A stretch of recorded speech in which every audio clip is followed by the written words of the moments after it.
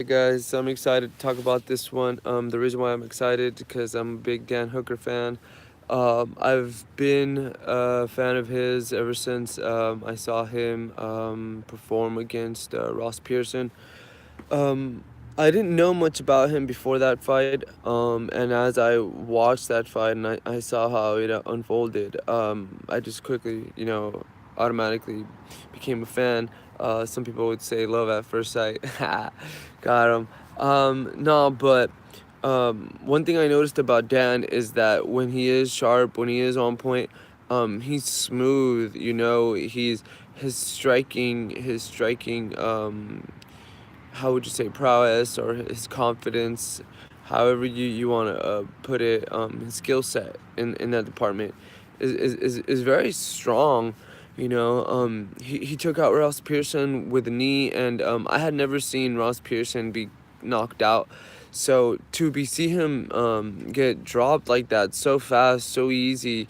I know how good of a caliber Ross Pearson, how good of a fighter Ross Pearson is, and he throws hands with the best of them, and in his last fight you saw he took a beating, he still, kept going forward.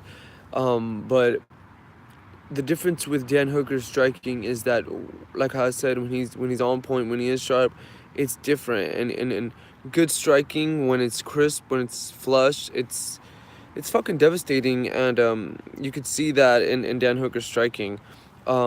He knocked him out, and then he went on to win against Mark Diakaze. He shut him down.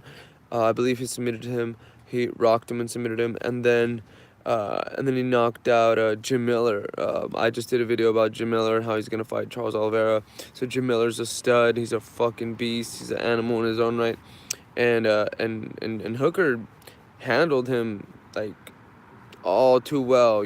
Just too easy for him. And then they had him up. They put him up against another top prospect in Gilbert Burns, and you know I had seen Gilbert in person before I saw the Dan Hooker Gilbert Burns fight, and Gilbert Burns is no joke. He's a fucking heavy-handed, you know, skilled striker, and he fucking knocked out a dude when I was in Arizona. I don't.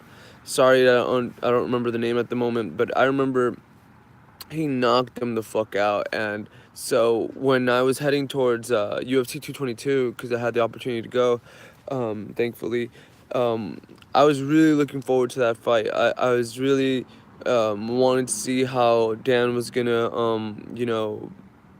be do against Gilbert. I didn't know if he was gonna be able to pass that test, and man, he passed it with flying colors. He fucking destroyed Gilbert Burns.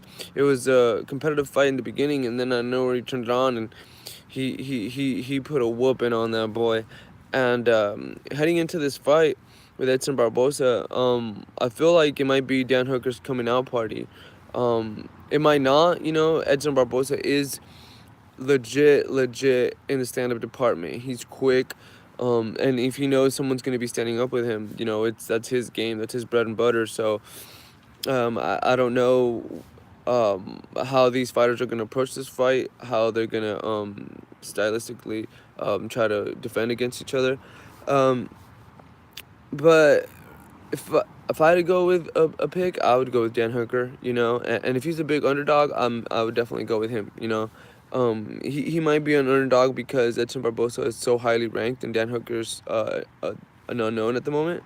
Um, Not so much with the hardcores, but I feel like that in the public eye, he might not be as well known as Edson Barbosa. Obviously, Edson has had some historic fights with the likes of Habib, Tony Ferguson, and stuff like that. So he's well known. Obviously, he came off that loss against Kevin Lee.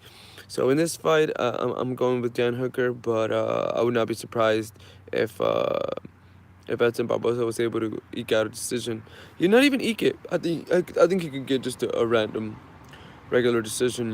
Just if the judges see it his way. But I think Hooker could get it done. This is his opportunity. This, if he wants to get in the top of the division, then he has to take out Barboza, and I hope he could get it done. And like I said, I'm a big fan, but at the end of the day, I always like to see a good scrap, and may the best man win.